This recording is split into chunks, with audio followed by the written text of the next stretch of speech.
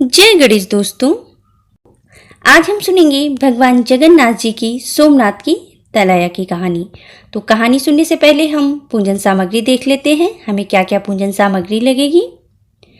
दोस्तों, इस पूजा में हमारी दादी नानी लोग दो कहानियां कहती थी। एक तो ये सोमनाथ की तलैया की, दूसरी दुर्बले ब्राह्मण की। तो दुर्बले ब्राह्मण की कहानी की लिंक मैं आपको नीचे डिस्क्रिप्शन बॉक्स में दे दूंगी, आप वहां से जाकर के सुन लीजिएगा। तो अब सभी लोग अपने हाथों में अक्षत और पुष्प ले लीजिए और बोलिए जगन्नाथ स्वामी की जय। एक सोमनाथ की तलैया थी, उसमें लोमड़ी नहा रही थी। उसको तलैया में नहाने के बाद सुबरन मिली। वहीं बाहर खड़ा कोढ़ी ये सब देख देख कर हंस रहा था। तो लोमड़ी यानी कि लोखरी बोली, तुम हमको देखकर क्यों हंस रहे हो?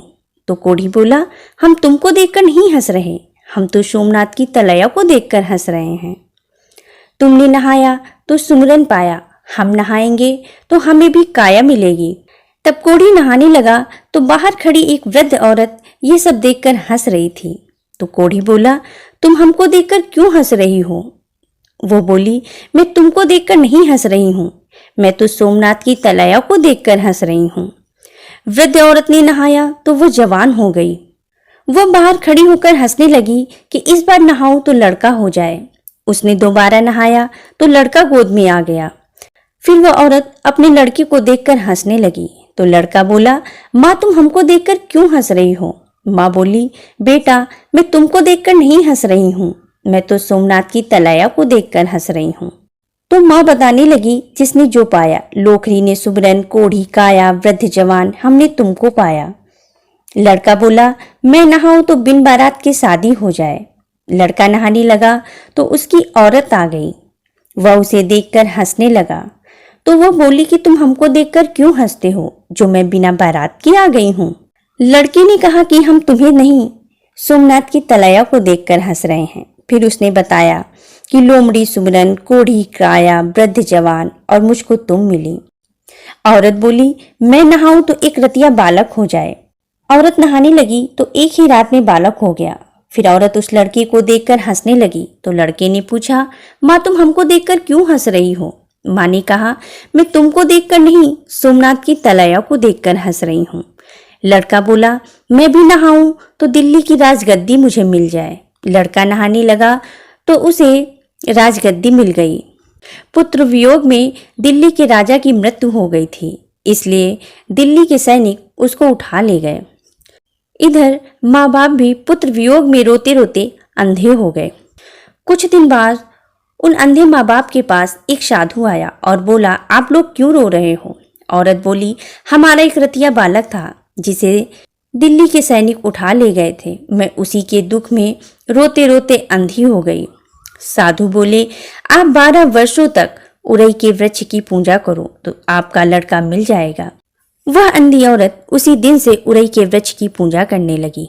एक लोटे में जल और दोने में चावल लेकर पूजा करने बैठ गई। जब 12 वर्ष पूरे होने का आखिरी दिन था तो वही राजा शिकार करने जंगल में निकले। तो उन्हें प्यास लगी तो सैनिक से पानी लाने को कहा। सैनिक पानी ढूंढते ढूंढते उसी अंधी औरत के पास गए और कहने लगे, माँ मुझे पानी दो, मेरे राजा प्यास से व्याकुल हैं। परंतु उस अंधी औरत ने पानी नहीं दिया और कहने लगी कि प्यासा पानी के पास जाता है, पानी प्यासे के पास नहीं। सैनिक ने जाकर राजा को पूरी बात बताई। राजा घोड़े पर सवार होकर उस औरत के पास गए और बोले, माँ मुझे पानी दो, बहुत प्यास लगी है। औरत ने उसे पानी का लोटा दे दिया।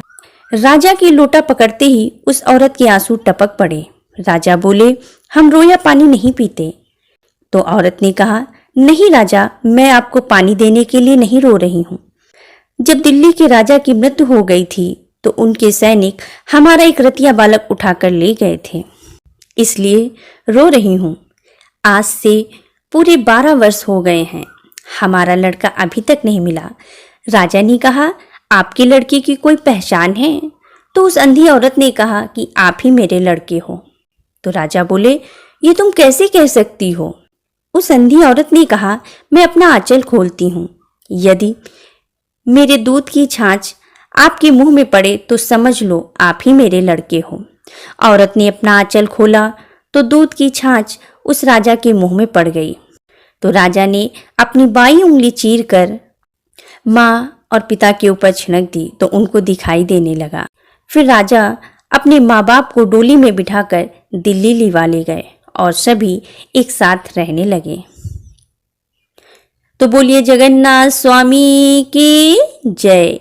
हे जगन्नाथ स्वामी, जैसे आपने उस अंधे माता पिता को उसके बिछड़े हुए बेटे से मिलाया, वैसे ही सभी माँओं को उनके बेटों के साथ खुश रहने का आशीर्वाद देना। जय जगन्नाथ स्वामी की जय।